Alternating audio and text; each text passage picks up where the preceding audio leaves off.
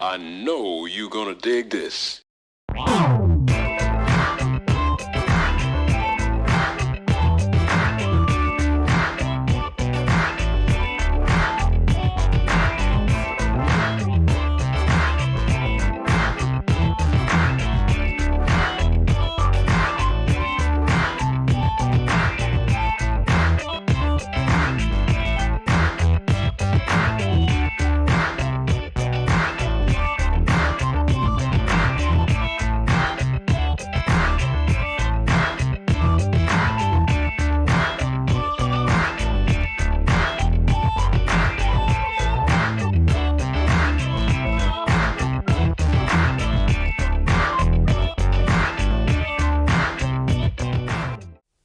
This is Rhine McLin, host of the Funk Music Hall of Fame and Exhibition Center's award-winning show, Funk Chronicles, recorded live here at DATV Studios in Dayton, Ohio.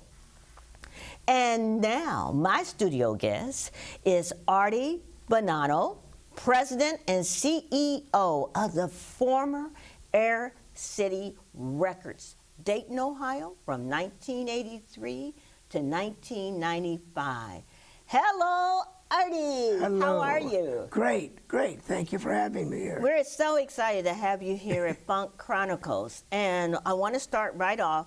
A lot of folks didn't realize that, and that's why this is so important to do, is a lot of people didn't realize all the record studios and companies that we had in this area between Dayton and Cincinnati alone.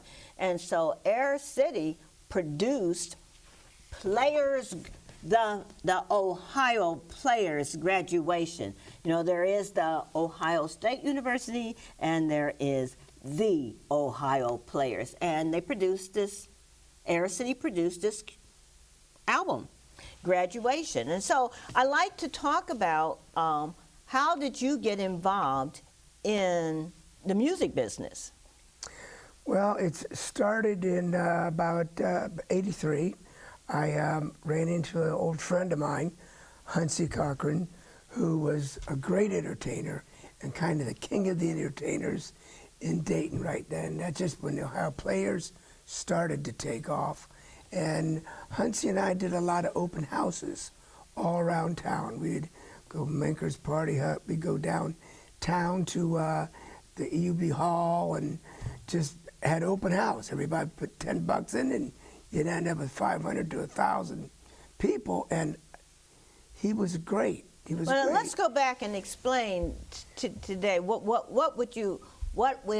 was then called an open house. What did that consist of? That consisted of people getting a group together, a band, and just announcing there's an open house, and people would come out of anywhere.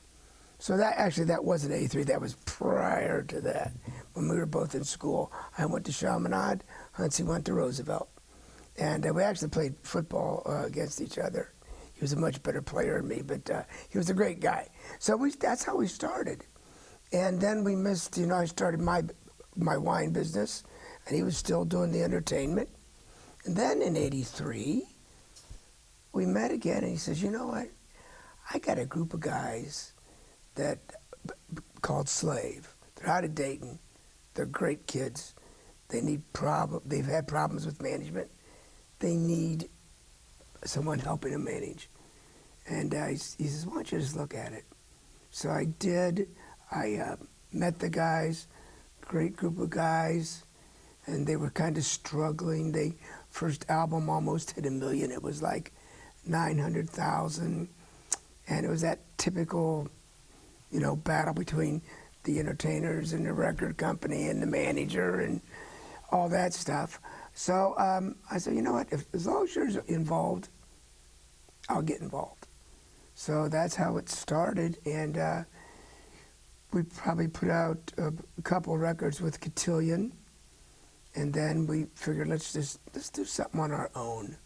Let's start our own Air City Records. We do the masters, do all that, and then we could shop it around and see how we best come out. And we were looking for a good lead singer. Steve Harrington was there at the time. Then he left for his own thing, which happens in a lot of bands. And they went over to, they're very popular in Japan, very popular in England. So we did a couple tours around there, came out with a couple more albums. And then all of a sudden, we run into a couple of the Ohio players and said, you know what, let's do an album. And that's how we did Graduation. And and Billy Beck got on those keys, started going crazy and just beautiful, and came up with a really, really good album. My favorite one, that we never got released here, was Schoolgirl. And eventually was released in England, and they really did well with the album.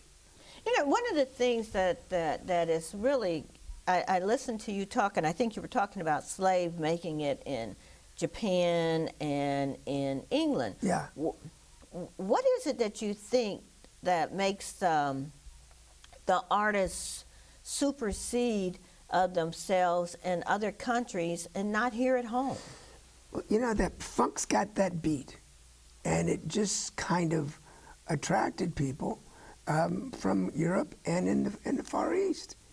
I mean, you have to admit, that's the songs that, the beat that came out of Dayton was different. Yes. It really was, and that music just made you want to dance. It was great music, and they had a very popular international following. But then as things went along further, they just were in search of the right, the right lead singer. They couldn't quite come up with it, and they kind of just slowly went away. But my gosh, they've had so many of their tunes that have been used as sampling for a lot of the Let's R&B. explain sampling. You know, because when you were talking about the open house, that was, I hadn't heard that term in a long time. Well, you're So talking to an older man So here. I said, if I can't remember what the open house was, we better explain it. And now we're talking about sampling, so I just want you to define what sampling is. Sampling is when you make a master, the record company gets the master, and certain artists might like a lot of the hip hop R&B stuff they used a lot of sampling of the old tunes and did the rap to that. So sampling is when they take certain parts of the master and then they add on to it, voice over it. So you get that old beat and you get the new music. So that's probably my best way to describe sampling, and it's still done to this day. You'll find some music and you go, something in that beat reminds me of something, and it was an older tune. And I think it's becoming more popular.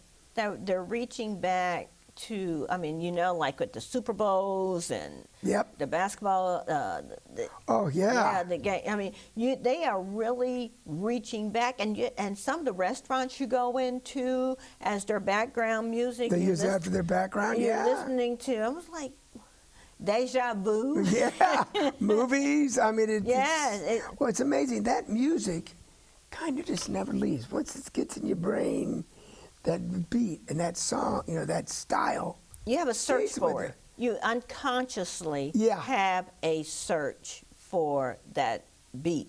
Yep. It kind of is hypnotic. Yes. And it sticks to you, and once you hear it, it doesn't take but a nanosecond for it to really revive you and bring back all kinds of memories. All kinds of memories. All kinds of memories. I mean, it was just, as I say, the music that came out of Dayton at that time, I mean, we had a lot of big names.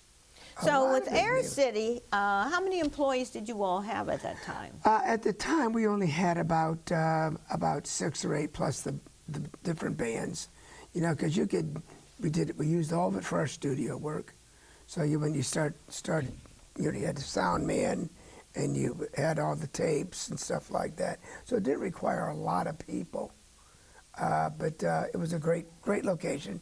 It was a great location. And it was a great building for the sound. We just changed a few things around and became a really good studio. What did it take to come up with the studio? How did you know what you needed for a studio? Well, I wanted something that everybody didn't have to go down to Cincinnati, fly to New York, do all this. We get the producer to come in, and they're right here in town. And if the studio can be a studio, I mean, there may be some fancy stuff way out there, but a basic studio could happen in any city. And you just have to build the right acoustics and to capture the proper sound, and you could work out of it. And as you said, it's a great location.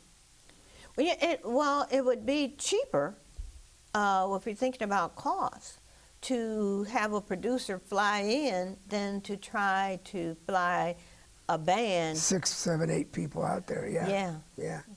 And I thought we would use a lot more maybe for, it was 3 Fullers, maybe some for the accounting.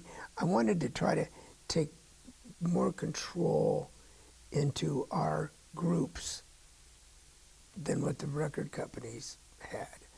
So if we did the masters, we did this, we were able to shop.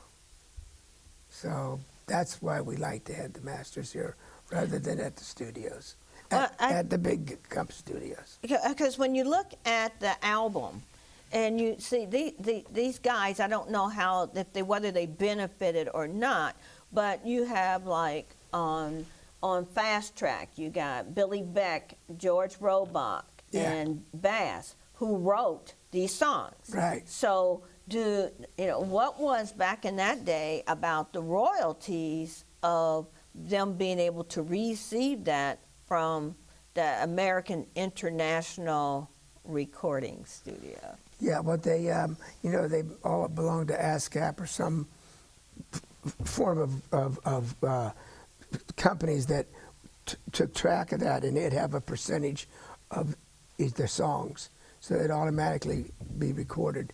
Then they'd get the money automatically either into our account or into their account.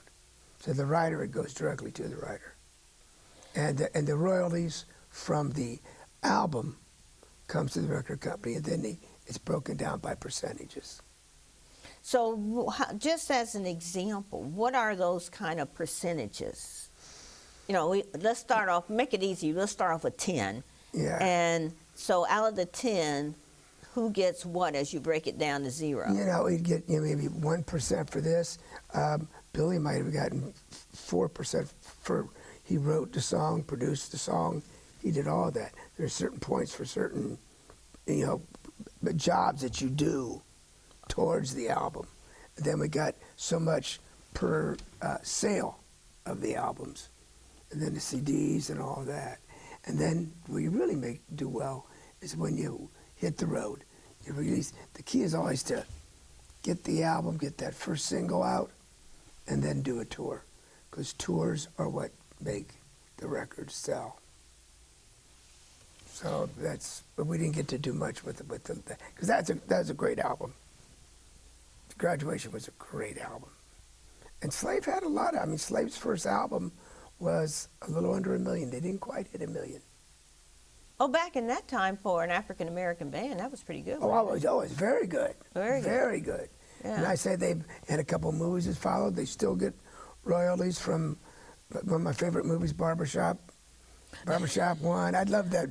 I think it was Just a Touch was the song from Slave that was on there. And it had that background music during different parts of the movie. And I love to watch that movie and just hear some of the different tunes coming up and the music from Slave at that one.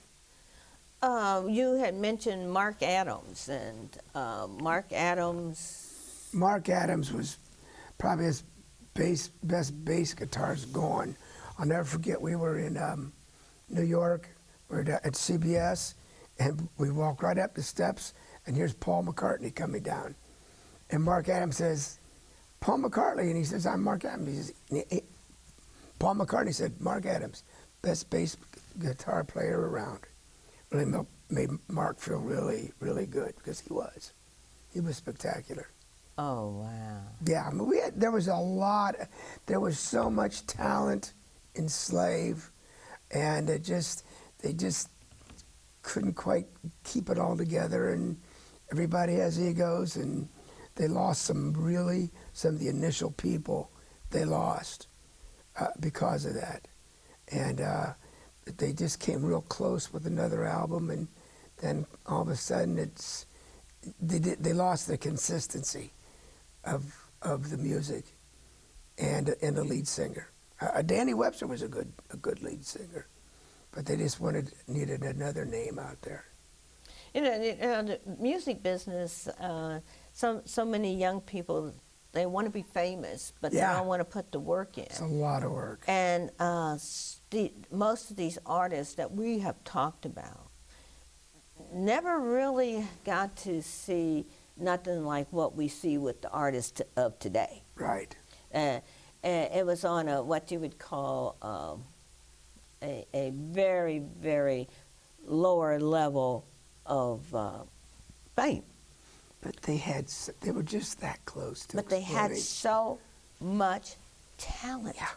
And you have to realize that during that time, who knew? I mean, Dayton had so much talent. Oh my gosh, yeah. And it still does. Yeah. It still does. And we had all those talent shows and all those type of things where people could display it. I mean, that's where Huntsy and the Imperials. And the Imperials, okay.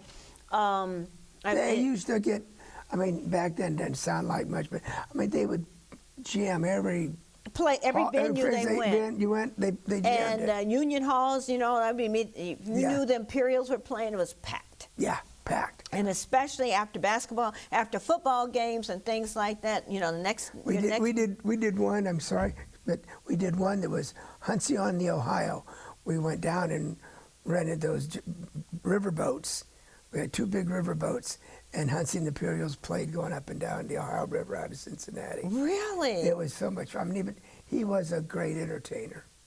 And he could sing. And he could sing, and as I say, that's how I got involved, because I felt very close. He was a good guy. Oh, he's a great guy. He was a good guy, you know, and he was very protective and very supportive of his family. Yes. Yes, he was.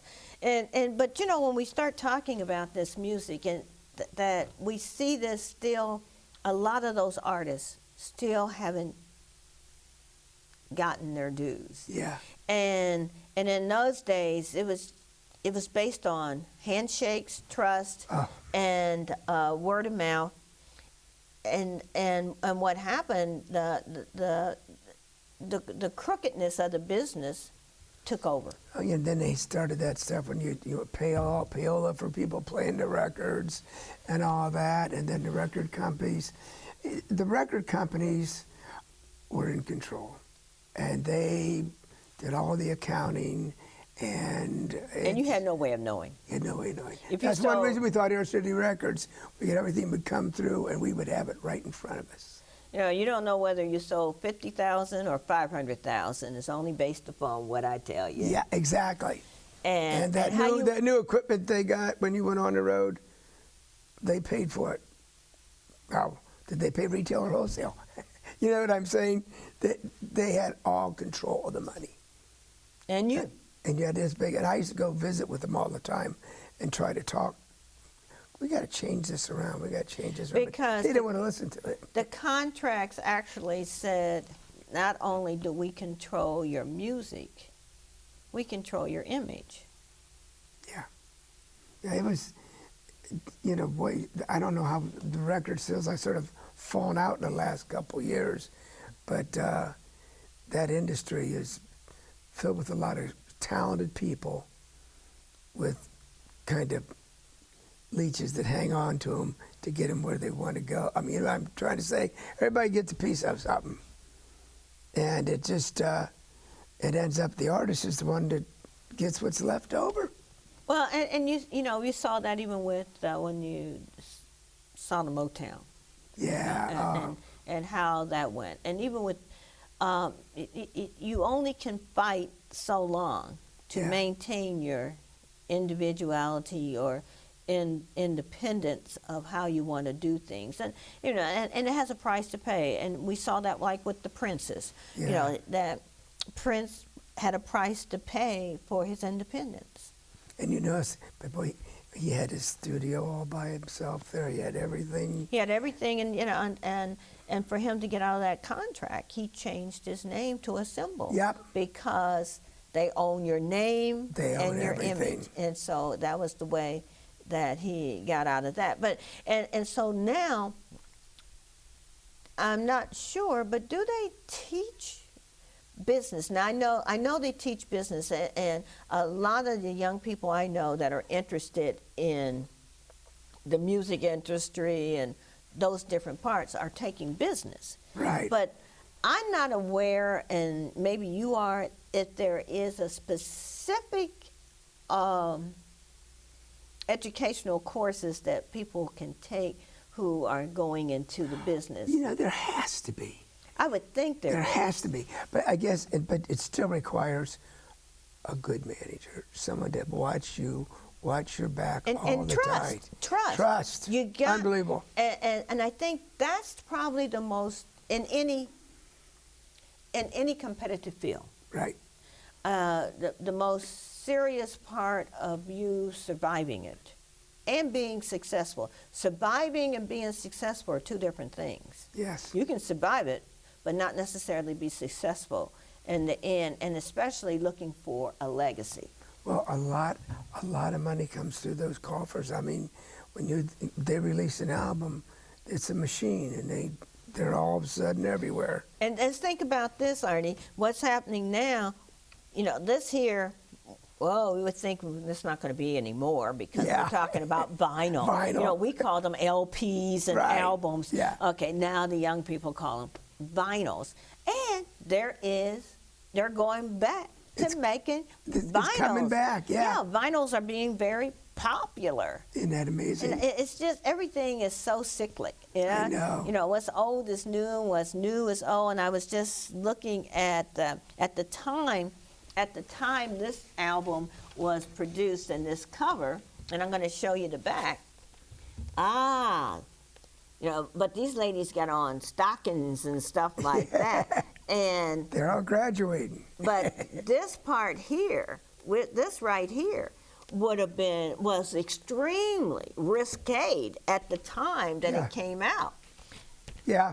Well, actually, you know, Mark Adams, of a lot of their original albums, he did all the design work, and he was a very talented designer.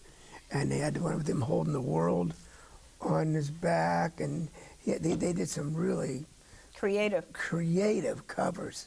But I'm just saying that at this time now, today, I mean, looking at this today, you would think it is today. Yeah. Exactly. But back in that time, it was yes. Oh, it was very risque, you know. In fact, you know, you could get the guys to actually buy the Ohio Players graduation just looking at the cover. Yeah. Yeah, you know, and that was the key. How do you market the cover? And well, you know, it's funny. When I got into this, started to get into the record business, my family's been in the wine business, so I kind of say, let's treat it like the wine business, you know. You got to have something when they look for a bottle of wine, you get that label that makes them pull the bottle off the shelf.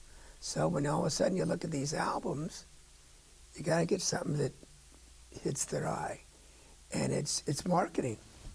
It's marketing. So that sold. A lot of their albums sold because of the covers. You know, I mean, they had great music inside. Don't get me wrong, but to get them to reach out to get the original one. Well, when you have so many to compare. Oh my God, think how many albums are released every year, were released. I don't think it's anything like that now. Well, I think the other thing is that when we look at the young people who want to get into the music business now, they just think, you know, they're dropping it on the internet? Yeah, I mean, sure. I think we've had stars who don't even release it through mainstream. They just drop it themselves, and they've learned so much from our folks having made so many mistakes. Well, what you said is so true. Learn the business aspect. You have to know. It's like, you're so good at this, you're not good at it. People tease me about, you know, I know wine. I've made wine all my life. But all the different new computer stuff, I'm not up with it. See, I mean, I have all that stuff. But so the guy here's a great musician. Either get some with you, someone that is in accounting that can watch every penny. And you have to know. And you trust. And you trust. And that's the secret. I tell young people, the money comes in, but where does it go? So I tell my young people that as I come across, you know, they all want to be famous. They just want to jump up in the air and say, "I'm famous. I'm famous. I'm famous." Nothing. You know. So I tell them, I said, "Look, you know, the reason why you got to do math, you got to learn your math because you got to learn how to count your money. Yeah.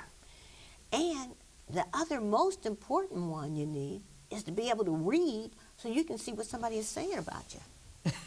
And you can read that contract. And you can read that contract. And, you know, and I can always remember about taking contract law, and it says, the first page giveth, I always remember that. The first page giveth and the last page taketh away on an insurance That's a good way to put it, on yeah. an insurance contract. And most deals, that if you're not careful, it's better not to read the beginning. It's better Go to right read to the end to see what all the exclusions are. Yeah, well and again, you got to remember when the slave boys came in their own high school, they were 17, 18 years old. They're kids. They're kids, and they go to New York, and the guy says, I'll get you a couple cars here and there, and then I'll just... And they come up from Dayton, Ohio. Yeah. So Dayton to New York. You know, Dayton is really a typical. It's not even a typical. It is a Midwestern town. And at the time, and I think we have to go back into the history of this. That at the time that these young people were coming up and going into the music business, we were at the peak of industrialization. Yes. So either you did this or you went to the factory and probably worked. Yeah, that's right. And made a good living. I mean, think of all the factories around here. Yeah, I mean, you think, I mean, at one time, Dayton had 5 international headquarters. I know. Right on First Street. right in Dayton. So we're talking about young people that their parents are probably working pretty good. Yep. Anybody who really wanted to work during that time, they had a job. And so it wasn't until about the middle of the 80s, heading into the 90s, that things started going down. Yeah.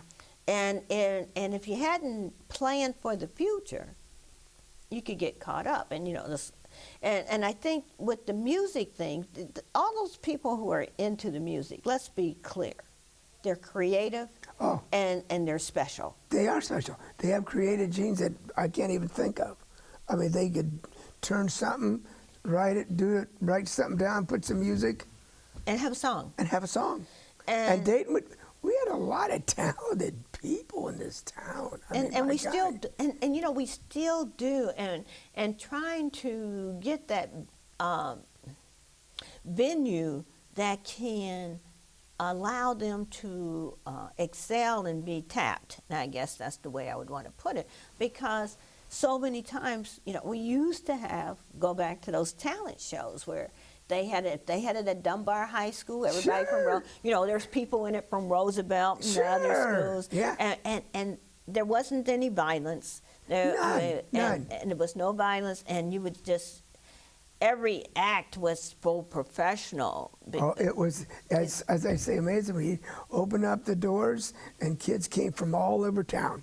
All over town. Never a fight, and I can't remember, it was $5 or $10. Be packed. It would be packed. It was packed. And we brought and as I say, Hunsey's the one that got that going. Higher players are right there. Then they took it to a whole new level, you know. And then all of a sudden, all these other groups started coming up. But this was a great proving ground for them, because Dayton is kind of a good music town. It's a good music town, but it's a hard town. Yeah. It's a hard town. You know, you have groups that can come here that are very popular other places. Don't do it here.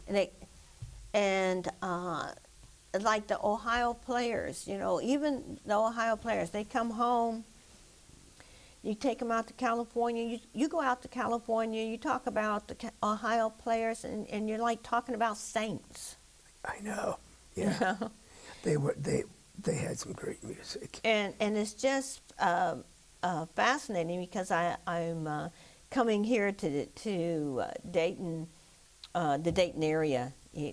That they're going to have the Ohio players, and the OJs are going to be out at the Rose Center in June. Oh, I gotta go. And yeah. so that's going to be. I'm really interested in going to that for a. I want to check out the people. There's an older crowd, younger crowd. Yeah, I'm really going there from the sociological perspective to see who is coming to this. Will it be a sellout?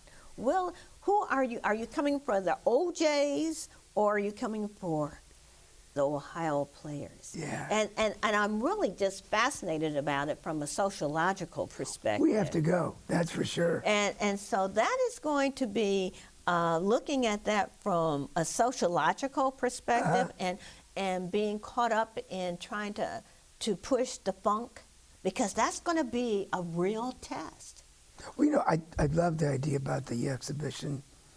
The building tell me downtown. why do you think this is so important for us? I think this is something we can hang our hat on, you know? I can't say it's quite like the Wright brothers with the airplane, but you know what? It's Dayton, part of Dayton history. And that music traveled all over the world. And funk came out of here. It really did. And, you know, you have people like, on the other hand, like Noah Weatherspoon, who plays really a funky guitar. That is from this area, and he travels, but he always, you know, and one thing that you've always noticed about all of our entertainers, regardless of their ethnicity, they all feel a need to come back home and play in Dayton. Whether it's at a Jilly's or, or the Trolley. Yeah. Or somewhere, they always feel the urge to come back home. Back home and play. And I can remember so many concerts that used to be at Memorial Hall. Yeah. And Memorial Hall was the perfect venue for for in between. Mm-hmm. And then, you know, there was the Lakeview Palladium. Oh, yeah. Yes, I remember that. That was great. That had a lot of entertainment that came. So, you know, these young people who have grown up and, you know, and to see like the Marshall Joneses and just without getting what you really wanted them to have. Yeah. But because of the Funk Music Hall of Fame, we're able to develop that legacy. Yeah, it's the legacy. To build a legacy, and with people like you, Ardie, who played such an instrumental role in having these young people, watching them grow, watching them go through the pain and the joys of success. You know, as I grew up, I loved music. Everybody used to tease me about what a terrible dancer I was. Auntie used to tease me all the time. But you know what? Most musicians don't dance. They don't dance. But I mean, I just used to love to listen to the music. I mean, I love the music. And I just think this is great that we're going to have something in Dayton.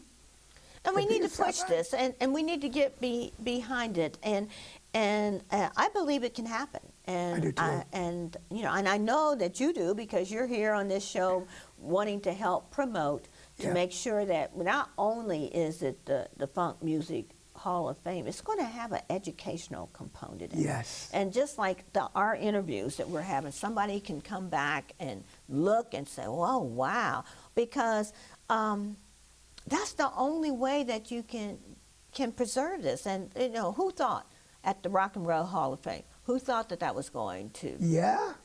We're right up. They've got nice pictures of Slave at Rock and Roll Hall of Fame. But we want to have our own. There were too many great musicians coming out of this area. Dayton, it's crazy. This is the home of funk. Yeah. And I mean, it's nice that we have the Wright brothers, and it's nice that we have Paul Laurence Dunbar, and we have so many others.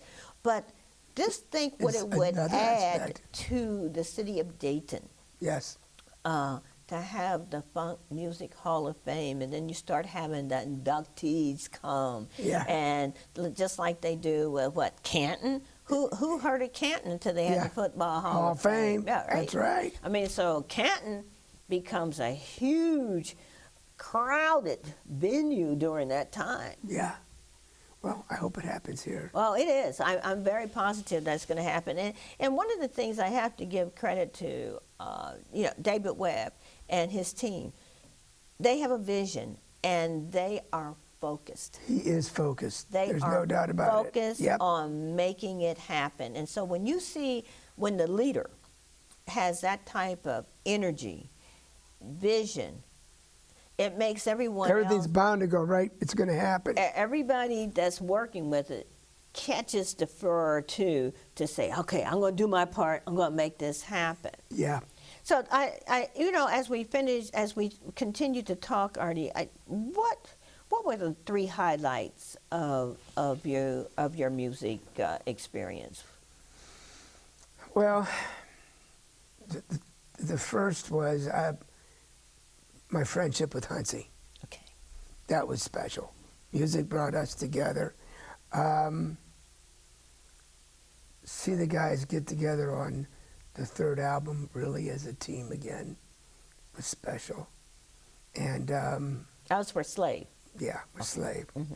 And the 3rd one was when we did our own album with Graduation, and I just loved it. And my favorite tune, which I got voted down on, was Schoolgirl, and they never released that as the first release. They released another song. But I think with them, when it went over to, Byron took it over to, Byron Bird took it over to London, and masters and redid some stuff to it. And it was very successful over there. Very successful. If there was something that you could change that you experienced, what would it be? I probably should have left my wine business and eat, drink, and sleep this, because this requires eat, drink, and sleeping. You got to be around it all the time. You got to watch everybody in a good way. You got to guide them. And I had a business I was running. Remember, we had those old zoning Italian wines. So, I mean, I had a responsibility there. So I was just looking for the key person to help me. And I just never found the right person. And I had one guy that worked for me, actually. I said, I don't want you to leave the wine business. You're doing too well in wine business. But he would have been the perfect guy, I think. But that's my one regret. You just need this, like any business, you got to be there all the time. Especially if it's a service business. Yes. If it's a service business, I've learned the hard way myself that. Yep. And it's a jealous mistress.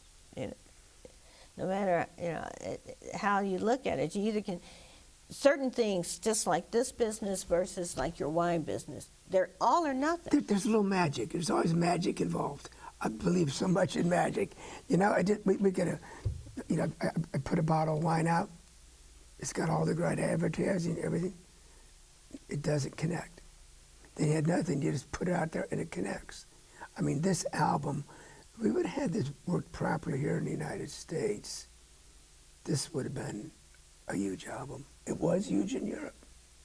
But you say you got to work at it. Marketing. It's selling the product. You say service, you're selling a product, and you got to get people to try it. And then if it doesn't work, you got to go back to the table, figure out how to rework it. Yeah, and then go back out. And you have to believe in it. And you have also, important thing is, when you have an album, you've got to get out and work like a salesman, goes out and works the street and sells. You got to put on a great show. Because that's what sells the albums. Yes, and even today. The guys that are on the road, that are hitting the road all the time, and it is a rough life. Oh, it's tough. But they can take time out, but once they get that album going, and then learn how to save their money and not have watch who has their hand in the pie. It's a rough business, and I think everybody sees the glamour. The glam, oh my gosh, the glamour's wonderful. Yeah, but there's a lot that goes. It goes right back to nuts and bolts of any business. Yes. So if you, what would you recommend that people who are watching this?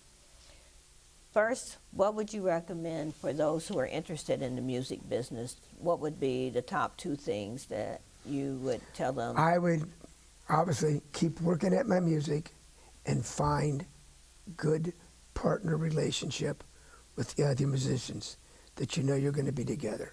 It's like a basketball team or football team. It's all teamwork. You got to get that. When you get everybody together, acting together as a team, it can work. And then you have to get a great manager, someone to watch the money, and make sure everybody's paid equally, and have a good music. You're on your way. You're on your way. But finally, what would you say to someone who just heard about the Funk Music Hall of Fame? What would you say to them about getting involved and donating or helping? They should get involved. This is part of Dayton, Ohio. This is it. I mean, I think it's going to be open in a couple of weeks, in a couple months. But I tell you, that's going to get people excited. And it's going to bring some young kid, his father might bring him in. He goes, oh my gosh. Look what this is music. I think I could do that. Let's keep the music going in Dayton, and the Funk Exhibition Hall is going to help. It is Dayton. It is Dayton. You can't miss it. It's right downtown. Center of Dayton. And you know what else? It's just that we need people to believe in this project. Yep. And we need people to donate. Donate financially, donate their time, right. And those who have funk history to donate memorabilia.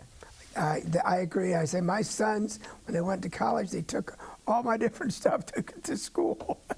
Well, it was very popular, very popular, and they wanted to be hip. So. Yeah, and they were hip. Yes, they were. So I want to thank you, Ardie, for being so here great with to me. It was see you just again. fun. It was so much fun talking. It felt like only thing was missing was maybe a bottle of wine. Well, I was going to say that. I was just going to say that. This is Rhine McLin, host of the Funk Music Hall of Fame and Exhibition Center's award-winning show, Funk Chronicles. Until the next time, keep it funky.